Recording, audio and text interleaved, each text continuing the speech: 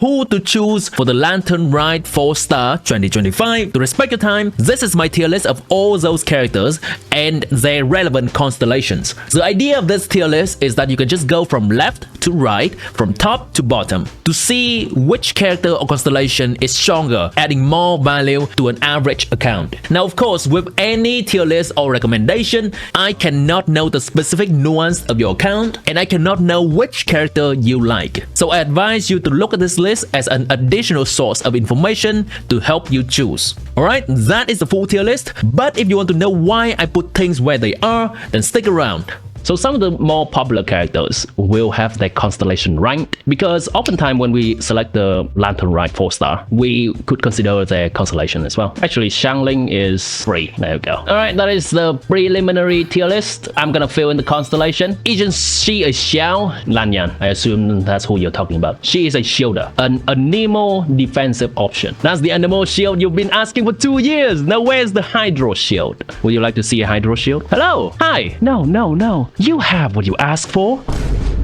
You just don't want what you asked for.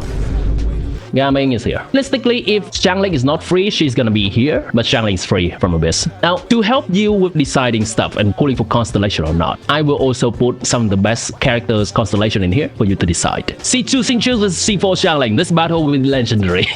Gaming is not a very good character until he has constellation. Something like this. Let's establish a few pointers for our tiers. Best. Great value. Okay. Meh. On my way to better constellation. Nah. I'm gonna do a preliminary fill first before we talk more in depth about stuff. Gami C1 is like here. C1. C2 Xiangling, you remember what that is? Here we go. C2 Xiangling, the last attack in a normal attack sequence applies the Blow status, dealing some damage. Amazing. When's the last time you used Xiangling attack until you reach her last attack sequence? C4 Xiangling is up here-ish. I'll say actually Xingqiu is here. His C2 is good. His C6 is just more of a damage increase, but most of the time when we use Xingqiu, his damage is eclipsed by a main DPS damage. This is the draft that I have. I am up to being influenced if you do bring up some good points. I think C2 Xingqiu is a little higher than C4 Xiangling. We do have to take into consideration how Mahuika is the Xiangling alternative. Xingqiu C0 is not that amazing. He still does the job, but C2 Xingqiu is a lot better. So it is helpful to think of it like this. If I have the choice between Xingqiu C2 and Xiangling C4, who would I choose? It is helpful to think of that all the way down the list. And this is ordered from left to right, by the way. So realistically, a person can just look at this tier list and immediately go, oh, I already have C2 Xingqiu, I already have C4 Xiangling, I do not have Lanyan, so I'm gonna get Lanyan. Or perhaps if the person got the Lanyan from the banner already, and then go down the list, oh, if I have to choose between C3 Xiangling and C3 Gaming, I'm gonna get C3 Xiangling, kind of thing. I want this tier list to be that helpful. Xingqiu is used in more teams, yeah, depends on team. Xingqiu is also the one that enables Xiangling. Xingqiu is the one that enables Hyper Bloom, Hu Tao, every web character. And if you ask why does these characters not have constellation, because that does not really change their ranking. They'll be like C1, C2, C3, C5, C6, or all the way down here. So it does not matter. Arguably, C4 Yanfei is also not something you really pull for. I guess I can order this around a little bit. Hey, it's good. You have your mommy Yelan. Yelan is decent as a Xingqiu replacement. She does not exactly do what Xingqiu does. You may notice that I put C2 Xingqiu a lot higher than his, well, not a lot, but higher than his C6. His C6 is the constellation that reduces his ER requirement and also gives him more damage. But usually it is not as important as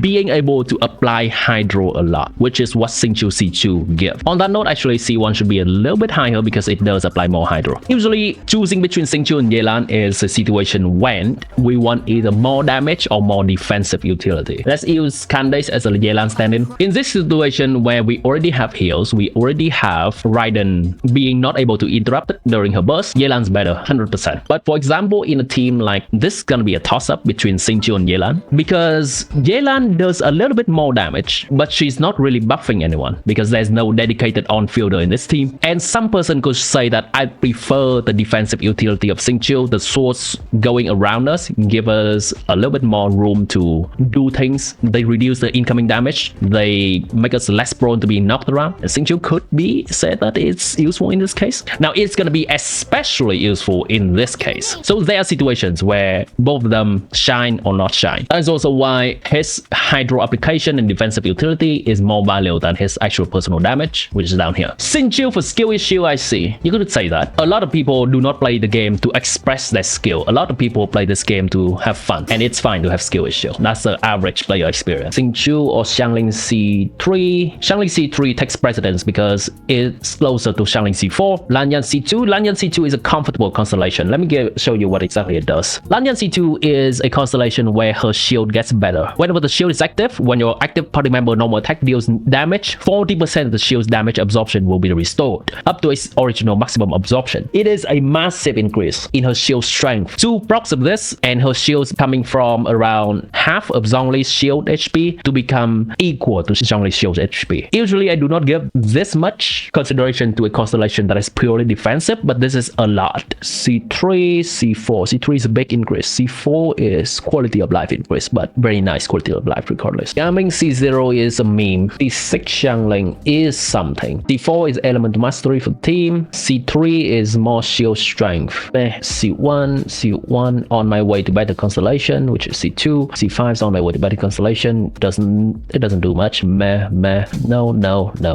I am happy with this. That is the tier list for who to pull for in Lantern Rite 4-star selectable. It's not pull, it's selecting. If you find this information helpful, like, subscribe, all that good stuff, come back often, have fun with Lantern Rite. Happy Lunar New Year if you celebrate it.